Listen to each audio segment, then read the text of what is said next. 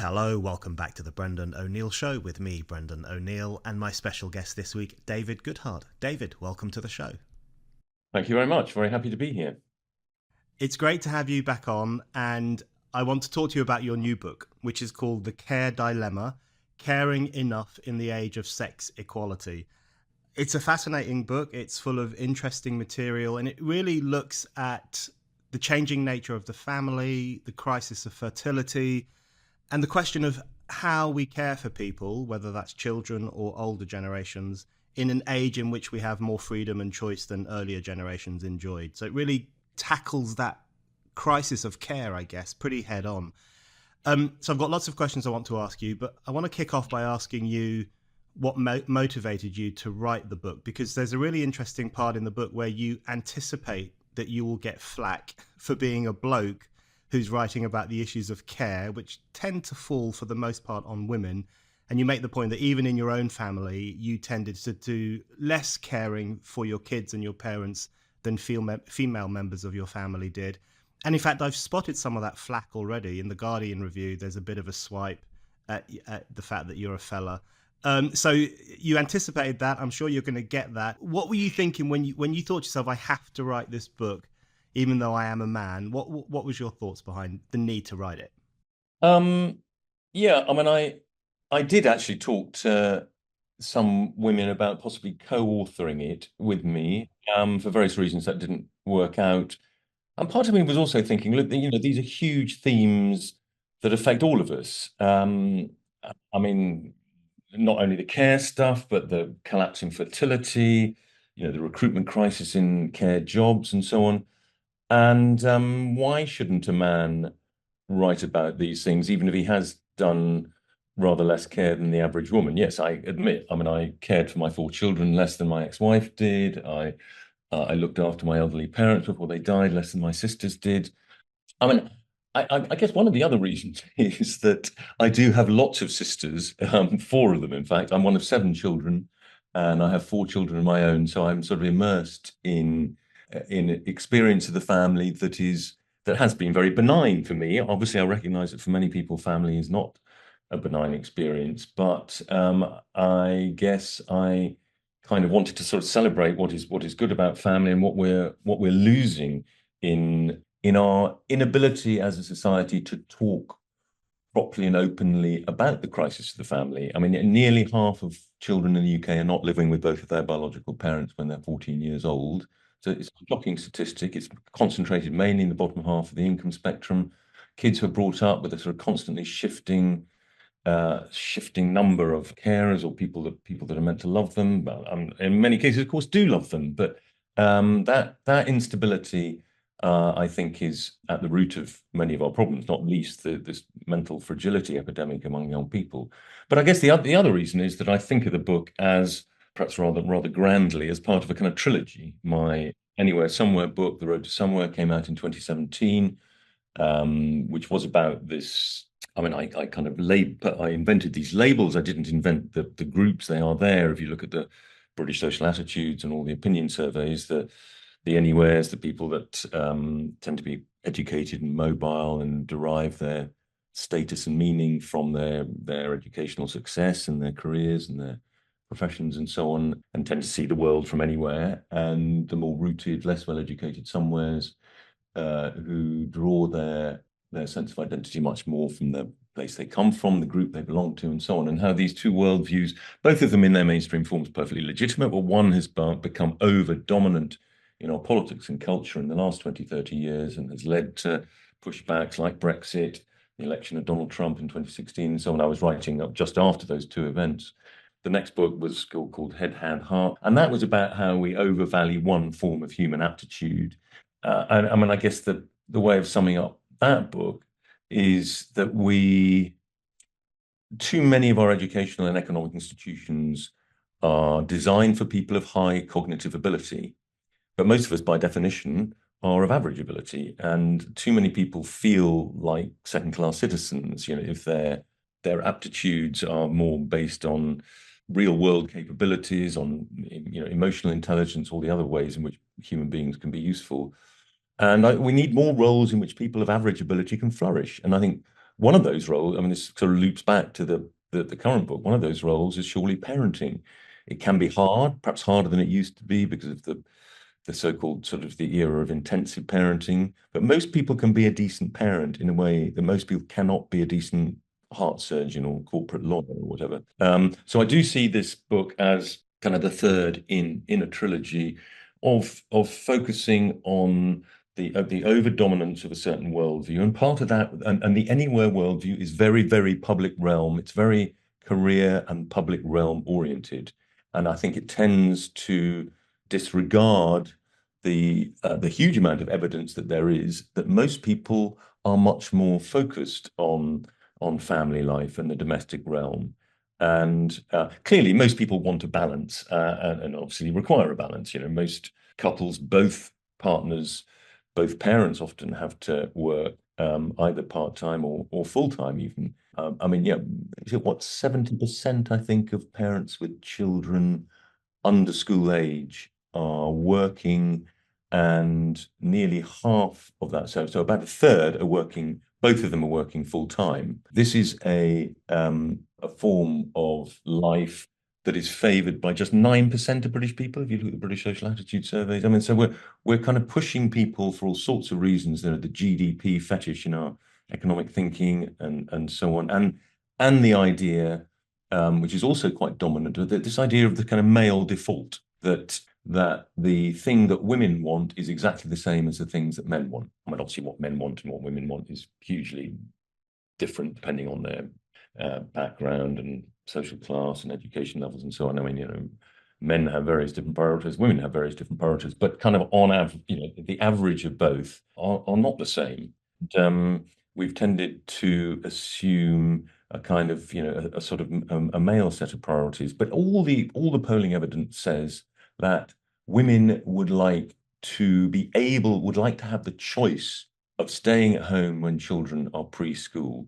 And a lot of them feel they don't have that choice. They're forced out to work to pay the mortgage, to pay the bills, and so on. And I think that, you know, I think this is an area where we have perhaps the biggest gap between the priorities of the political class, the sort of anywhere-ish political class, and the rest of society.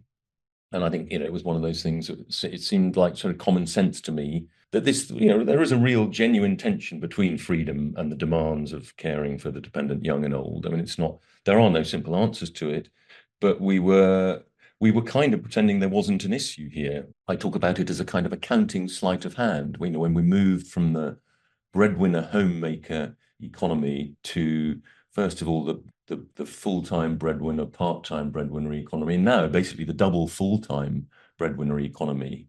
It's not as if nothing was being done in the domestic realm, in the family, in communities before women moved en masse between the 1950s and sort of the 1990s. You had the big shift. And there are losses as well as gains. I actually showed an earlier version of my introduction to quite a well-known traditional feminist, you know, who replied saying, you know, this is just a dog whistle that we must return to the 1950s and women must return to the kitchen kind of thing. And obviously there are people who think that, but that is absolutely not what I'm saying. What I'm saying is that, you know, that's why it's a dilemma. We want freedom, not just for, you know, for men too. You know, you know, there have been huge increases in freedom. I mean, I'm not just talking about moving into the labor market, but, you know, the freedom to leave unhappy relationships and so on. These are freedoms that we are not going to give up. But we need a balance in life. You know, we've moved from a society which was sort of too oppressive in some ways, sociocentric, I think the sociologists call it. You know, we've moved from a society that was sociocentric, where everybody stuck by the rules, social norms were very clear, most people were strong religious believers and so on. There were clear kind of handrails, clear ideas on good and bad was very clearly delineated. We've moved from a society like that to one which is much more individual centric. And, you know, we saw, you know, in the economy, it shifted much more power to market actors, you know, particularly back in the 70s, 80s, the Thatcher Reagan reforms. But at the same time, that's obviously something that the kind of right wing celebrate, but the left wing celebrated the version of that move to a more individual centric society in the, you know, in the great liberal social reforms of the 60s and 70s. I mean, they're kind of different sides of the same coin, and there is much to be celebrated in both of them. But there are also unintended consequences, and I'm trying to look at those unintended consequences and see what we can do to kind of to mitigate them and to achieve a better balance. Yeah, it's. I mean, that's a really good outline, and your book does make very clear that you're not talking about going back to a golden age of family life when everything was perfect, and you're not talking about pushing women back into the kitchen. That's not what the book is about, and instead, as you say, it's about the unintended consequences of some of these developments of progress.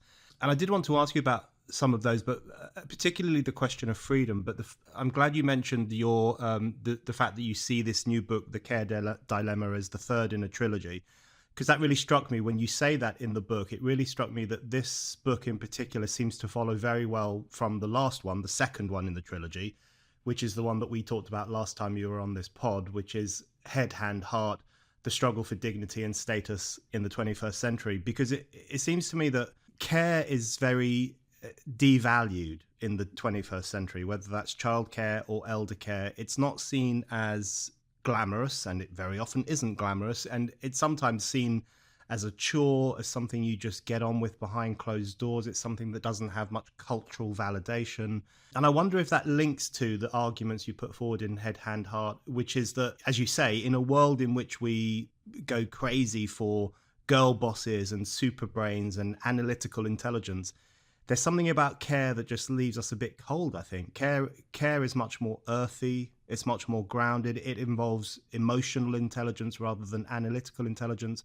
I've spent some of the past few years helping to care for a poorly elderly person, and it does bring you crashing down to earth. It does bring you right down to terra firma, the kind of the earthy stuff of life. And do you think that's part of the reason that care is, even though we talk about care all the time and the crisis of care, it's really not seen as a good, positive thing that people do in their lives? No, I think that's right, and it is associated kind of with women's past and a much more restrictive life that women experienced until relatively recently. It's connected to women's past rather than their future. But I think that's partly because the dominant narrative describes women's future very much in the way that you might describe men's future in a way, and it kind of occludes many of the areas where women have been sort of dominant in our culture. I mean, it's also true that yeah, as you said, there's no golden age. Women sort of were not free in the past not to care. um, and the fact that women don't have to care is also something to celebrate. There was a kind of forced female altruism which kind of held society together for millennia. Can I just read you a brilliant quote that I think sort of sums up the problem of where we have got, this is a sort of echo of this point about the kind of male default, which I think is contributing to this continuing undervaluing of care. And this is from very much a kind of a liberal American feminist, a woman called Anne Marie Slaughter. You may have come across her. She used to work for Hillary Clinton. She runs a big think tank in Washington. And she says this: my generation of feminists was raised to think the competitive work our fathers did was much more important than the caring work our mothers did. Women first had to gain power and independence by emulating men, but as we attain that power, we must not automatically accept the traditional man's view, actually the view of a minority of men, about what matters. And I think that puts it very well. And I actually make the same point myself in different language, and I say, if a patriarchal society is one that undervalues the role and contribution of women, then the patriarchy is alive and well in the meager pay packets of social care staff and nursery care staff, the emptying maternity wards, and the one-year-old child clinging desperately to its parent as it's dropped off for a long day at nursery. So I think the way that we've kind of framed the new freedoms of the last sort of 50, 60 years we're all far freer to kind of shape the story of our own lives. Particularly women. Particularly women are more free than they were, but we have framed that freedom in a particular way, which I think needs some adjustment. Hi, it's Brendan here. I want to let you know some exciting news. My new book is out now. It's called After the Pogrom, 7th of October, Israel and the Crisis of Civilization, and it's available right now from Amazon. I'm really proud of this book. It is an unflinching account of how the West failed the moral test of 7th of October 2023, which of course is the day that Hamas and other militants invaded Israel and unleashed barbarism. The book documents in chilling detail how activists, academics, and others in the West ended up making excuses for Hamas's violence, ended up taking the side of the pogromists against the pogrom's victims, and ended up, in the process, turning their backs on the values of civilization. The book is fundamentally a call to arms for Western civilization. It makes the case for restoring Enlightenment values and standing with Israel while it's under attack by radical Islamists.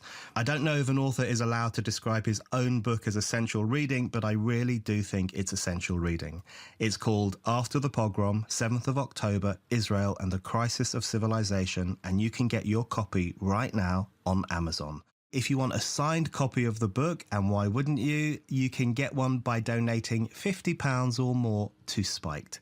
Just go to the Spiked website, look for the donate button, donate today, and you will get a free signed copy of After the Pogrom, 7th of October, Israel and the Crisis of Civilization. Okay, I want to ask you a bit about the changing nature of family life, because your book has a lot on that, and the statistics, some of which you've mentioned already, are pretty stark. You have this great line where you say that family life is unrecognizable compared with 1964, and you say the family has shrunk, loosened, and equalized, and you make the point that that has made us happier and sadder, and I think that's a good way of putting it. And some of the statistics in the book are really striking. So you mentioned that of those who got married in 1963, less than a quarter were divorced before their 25th anniversary. If you fast forward to the late 1990s, it was around 41% were getting divorced. There's then a pretty hopeful statistic, which is this prediction that of those getting married today, around 35% will get divorced. So it does seem to be going down. But there's one stat that really leapt out at me, which is that you say that in 1960, just 2% of couples cohabited before they got married. And that really is extraordinary, because I can't think of anyone I know who didn't live together before they got hitched. I mean, it's an entirely normal thing to do, and it's very possibly a good thing to do. But it is undeniably a massive change to how people organize their lives and their families in the 1960s.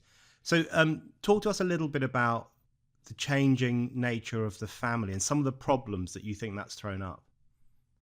Yeah, yeah. I mean, to sort of summarize sort of what you've been saying, that or what we've just been talking about, we are on average quite a lot richer, much better educated, and far freer to choose our life course, especially if we're a woman, than we used to be.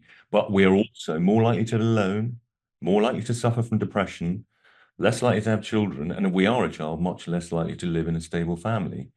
And yeah, I mean, the positive trends and negative trends are completely intertwined, which is, in a way, what makes it both such a difficult and such a fascinating subject. I mean, I talk about the different generations in my own family. My mother was a sort of pre-feminist woman, didn't have an education, had a not completely happy relationship with my father, who was a very loving father in many ways, but a philanderer on quite a heroic scale. And she just sort of had to put up with it. My sisters, three of my four sisters are graduates. They've all had professional careers as well as children. I've got two daughters of my own, both in their early 30s, neither of them married, both pursuing careers actually in the public services. So many of these trends are positive, but we've seen, as you said, that we've seen a dramatic shrinkage of the family. Average family size is, as you know, the average fertility rate is down to 1.5. That includes obviously nearly 20% of women who have no children at all of current cohorts. And we are going to, I mean, the dominant number is of children in family is still two, but I mean, it's the plurality, as it were, will slip to one quite soon. And that has huge implications too. I mean, the way that children, it's very hard to imagine a safe space in a family of 3 or 4 or 5 children. I certainly didn't have any safe space when I was growing up as one of 7. It kind of knocks the narcissistic edges off you a bit. Um, and a world, well, China is experiencing, a world in which the vast majority of people come from one child families. It also has its advantages, I guess. The investment and the time that parents can invest in children, but there's something about the rough and tumble of bigger families that I think is good for one's psychological health.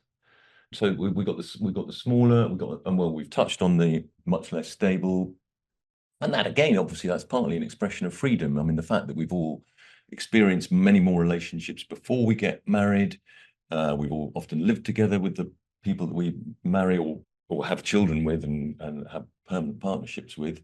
I mean, less than half of children, by the way, in the UK are now born to parents who are married. The rest are either born to cohabitors or indeed to single parents. 24% of families with dependent children are single parent families. And again, you've got that mix of sort of freedom.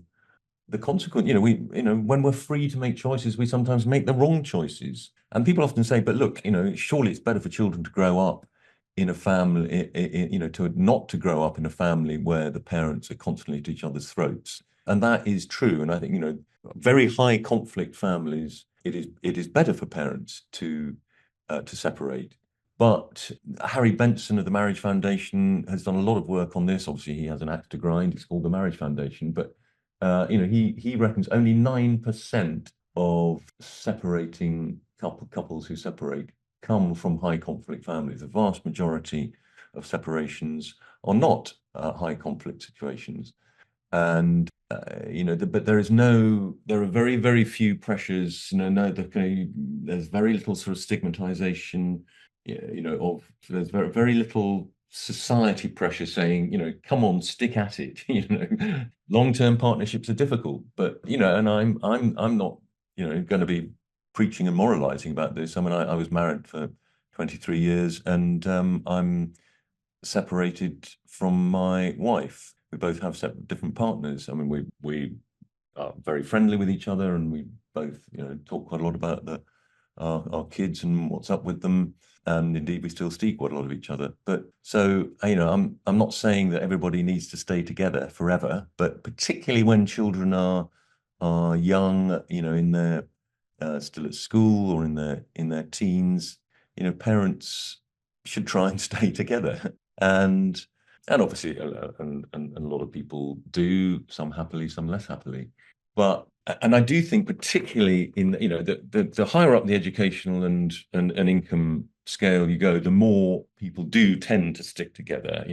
Marriage and long-term partnership is much more secure, and people tend to argue, oh, well, that's because people are richer, and I mean that is a small fact, but it really isn't the only one. I mean, actually, just going through the institution of marriage itself does seem to have some impact on the likelihood of people staying together.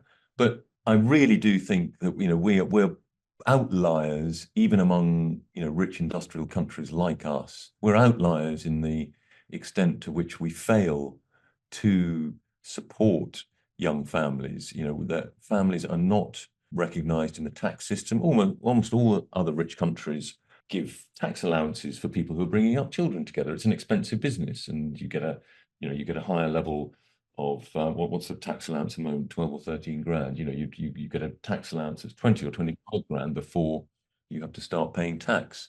And we have very miserly maternity leave, or certainly maternity pay. You only get a decent amount of money for the first 6 weeks.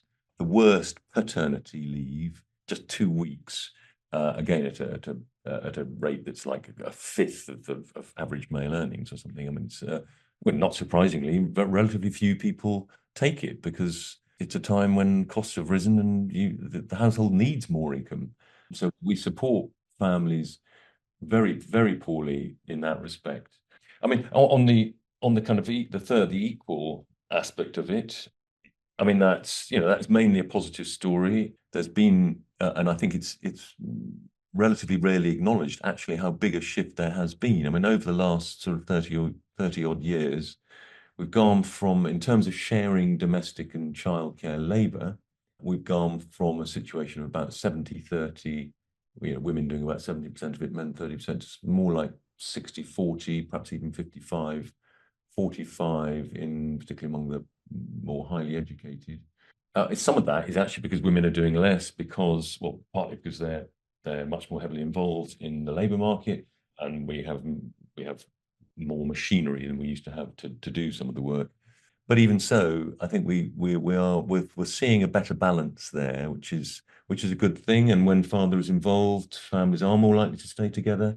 I mean, what really it sort of puzzles me is the lack of interest in this question among the political class. I mean, it's not. I mean, it's silly to say it's taboo to talk about it. It's not taboo to talk about it, but we seem to regard it as beyond politics, really.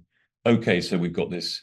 The IFS produced a really brilliant report, the Institute for Fiscal Studies, a brilliant report on families inequalities, which talked in great detail. I mean, I drew quite heavily on it in the book, talked in great detail about all these issues. But then at the end, just sort of throws its hands up in the air and sort of implies there's nothing really we can do about it, except sort of, spend more on this, that, or the other. I mean, I guess I'm suggesting we should spend more on things as well, but the idea that the policy could actually help to lean against the tendency of couples to separate, prematurely, and what one could do to and one of the things that I suggest is this idea that we should make it easier for one parent to stay at home when children are preschool. This is something that's extremely popular. You never hear about this.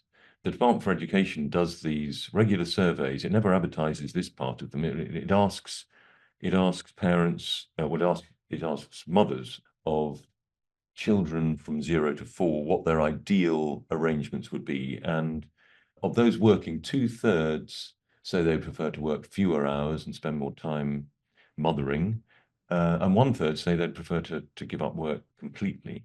I mean, I calculated that even at that, even in the kind of even in the preschool period, we only have about just over 20% of so-called stay-at-home mothers. Actually, as Anne Fennell, who I know, who runs this rather good organisation called Mothers at Home Matter, mothers aren't actually at home very much of the time. It's a misleading phrase, but mothers. I mean, if you actually calculated if people could have the ideal arrangements, the number of mothers staying at home in that period would be more like 40%. It would be almost double. But you never hear this voice because the women who tend to dominate politics and the media tend to be perfectly understandably and properly tend to be very more sort of anywhere-ish women who are much more career and public realm focused. I mean, they often have children and want children and are good mothers too. But the thing that they focus on is making it easier to compete with men in the professional world, and that obviously is completely legitimate aim. And there's been huge strides made in that area, and those women obviously want and need decent childcare so that they can, and they also need partners, male partners who are supporting them. But we tend not to hear from the other women who would actually prefer to be at home, not in the entire life of the child, but at least in those early years, who would like to stay. And one way I suggest is by handing to families this enormous childcare subsidy we now have, £9 billion. Incidentally, when Jeremy Hunt was announcing the £4 billion extension of it back in 2023 at a time of huge fiscal constraint, nobody batted an eyelid about this £4 billion. And I'm not saying they should. I mean, obviously, it does need to be made easier for women to combine jobs and motherhood. But Jeremy Hunt actually expressed it in terms of women were wasting their talent by staying at home, wasting their talent being mothers. It's an extraordinary thing to say in a way, particularly perhaps from a Conservative Chancellor of the Exchequer. And I'm not saying that, I mean, a lot of that £9 billion would still end up in the childcare system, but people would have a choice.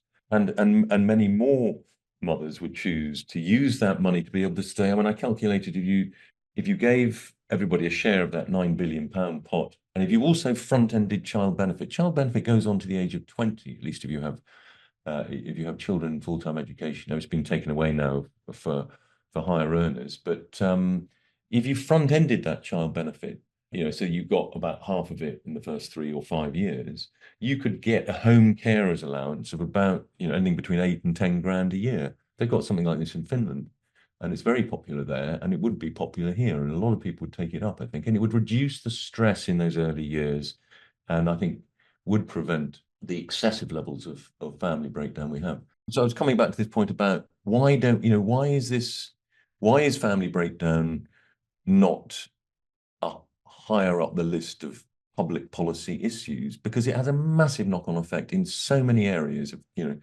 crime. Look at the people in the criminal justice system.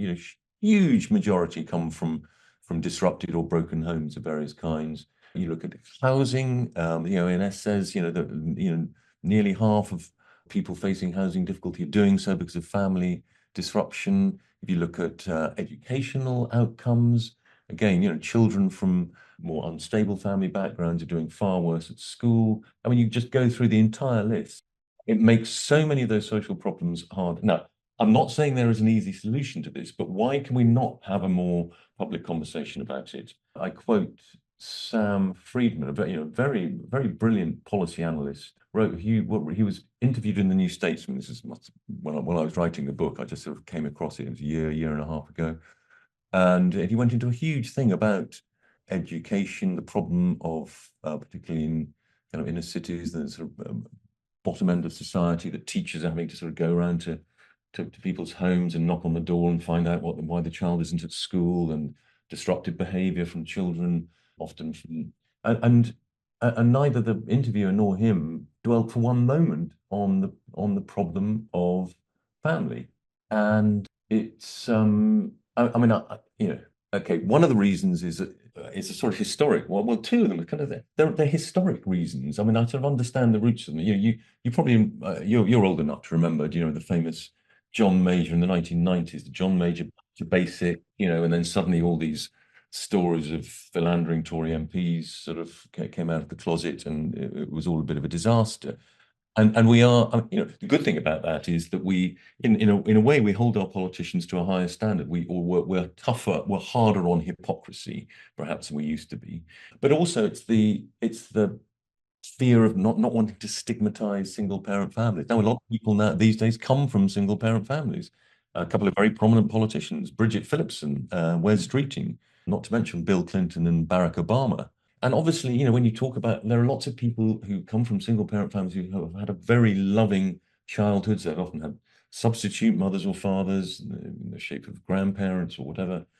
But we still seem to think, even people in the Tory party still think you can't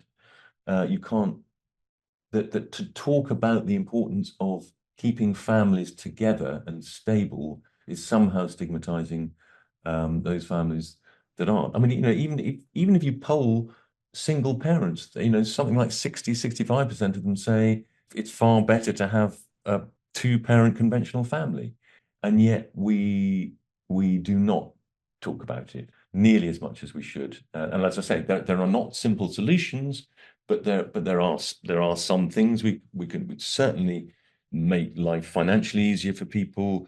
We have the couple penalty in the benefit system, so that if a single mother starts a relationship with a new man, he doesn't get any benefit in the tax system, because we don't recognize family in the tax system, and she loses all her benefits immediately if she declares the relationship anyway. Of course, a lot of this happens when people just don't declare their new relationships. But why not have a sort of probation, and people are allowed to hold on to their benefits for 6 months or a year or something? Yes, of course it would cost some money, but as it is, we're just encouraging people to lie. I mean, I think the thing that is going to begin to change this is the fertility crisis. I mean, I talk about the undervaluing of the domestic realm, leading to basically four big problems. I mean, there's the unstable family that we've talked about quite a lot already, and related to that, and the aging society, the ever expanding social state, the sharp fall in fertility, and the recruitment crisis in care jobs are my kind of four themes that I write about, as all of which sort of have their root, I think, in this undervaluing of the domestic sphere. And it's the sharp fall in fertility, which is really, well, it's already, hugely impacting our political economy, our public spending, the fact that we have so many old people, and we're going to have, what, another 3 million people over 65 as the kind of, the last of the baby boomers kind of move into retirement. We're going to have 3 million more over 65s in the next 10 years. And people are living longer, or particularly the higher up the kind of income scale, the longer people are living, and we have fewer and fewer people to look after them. Unless we have even more immigration, which is extremely unpopular for perfectly good reasons. We had, as it is, we had 200,000 roughly people coming into social care jobs in the last 2.5, 3 years, and still we have a vacancy level of kind of 8 or 9%. It's higher in domiciliary care, partly because domiciliary care, people who move from house to house and help people for half an hour, cook them a meal, help them shower, whatever. It's very, very low pay. You're often only paid for contact time, not for travel time, and so on. So yeah, I mean, I think it's the sharp fall in fertility and the extent to which this is going to make us all so much poorer. I mean, we either become very much poorer, or we just completely transform ourselves within 20 or 30 years, because we have, in order to keep the age structure as it is, you need to have vast numbers of immigration, like sort of 50% of the country would be born overseas, if we were using immigration as a substitute for having 2.1 children, which is sort of what we're doing at the moment. Yeah, I think it's absolutely right that the social consequences of these issues that you raise in your book, to do with the changing nature of the family, the crisis of care. I mean, the social consequences are pretty clear, both in terms of the impact it can have on young people, their sense of themselves, their sense of their position in the world, but also even on matters to do with immigration. Who does the work in our society? Who will care for the growing numbers of older people if there is a fertility crisis? These are very practical questions that deserve a focused attention, and it often doesn't come from the political class. I wanted to ask you, in relation to the political elites and the government, I wonder if part of the problem is not that they aren't helping families, but sometimes that they're helping in the wrong ways. So I think your proposal to give the childcare payments directly to parents, to me that makes perfect sense. Let parents decide what to do with this money, and as you say, some will spend it on nursery fees, which are a complete pain in the neck for families, and others will spend it on other things. That's fine. The government doesn't think practically about those matters, but then at the same time, governments have recently had quite an interventionist streak in family life. So they've set up all sorts of policies that are very often designed to train parents in how to parent, or to, those early years initiatives, which do tend to emphasize that if you do one thing wrong with your baby, it could be messed up for life. And so that puts this huge pressure on parents, and actually arguably weakens the thing that we need, and which you write about, which is that sense of confidence among parents that they can, for the most part, do a very good job of raising kids, and they don't need this scaffolding of intervention from outside. So is it also that not only is the government not doing practical things that could help parents get on with the caring, but also that it intervenes in a way that actually dents and chips away at parental confidence and at family sovereignty? Yeah, no, you're absolutely right. It's a sort of funny mixture of kind of under investing in sort of reproduction, as it were, but over interfering. And I think that's actually right. In fact, I have a whole section in which I talk about childcare, and how we've got ourselves into this sort of odd position where we spend, almost as much as many of the other countries in Europe, and yet it still seems to be extremely expensive. And I think a lot of it is to do with it's not exactly, well, it's sort of a mixture of overregulation and really just the wrong kind of overregulation. And a lot of this came out of the death of the poor old little girl, Victoria Climbié, in the early noughties. She was, effectively murdered by her kind of mother and mother's boyfriend. I mean, there was a sort of squeamishness. I mean, I can't remember where they were from in Africa, but there's a sort of squeamishness about intervening for race reasons. But there was it had a huge impact, and it was around the time when Labour were in power. We had this, Every Child Matters, I think was the Green Paper. I remember reading it, and they were talking about, vulnerable children. Was that the phrase they used? Or anyway, it was talking about basically the kind of children that the state needs to keep an eye on and probably look after itself. And it was talking about 1/3 of all children, a huge proportion of children. Uh, and I think that thinking is unhelpful. It's a sort of, it's a sort of nanny-ish Fabianism, that, ordinary families aren't really capable of looking after their own children. They need to be, and of course, this is now the new form of this is all about education. The early years foundation stage.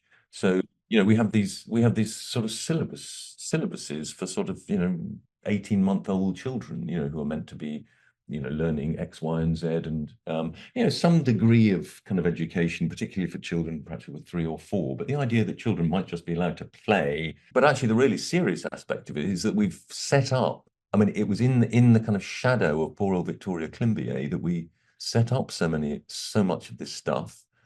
We introduced Ofsted, and I don't blame Ofsted. Amanda Spielman quite rightly always says this is not Ofsted's fault. It is the fault of the governments who said Ofsted must do X, Y, and Z. Ofsted is just a kind of an arm of government, and the fact that all nurseries and childminders had to be regulated by Ofsted meant that childminding has almost disappeared. Childminding, which tended to be much more kind of informal, and often quite a lot cheaper.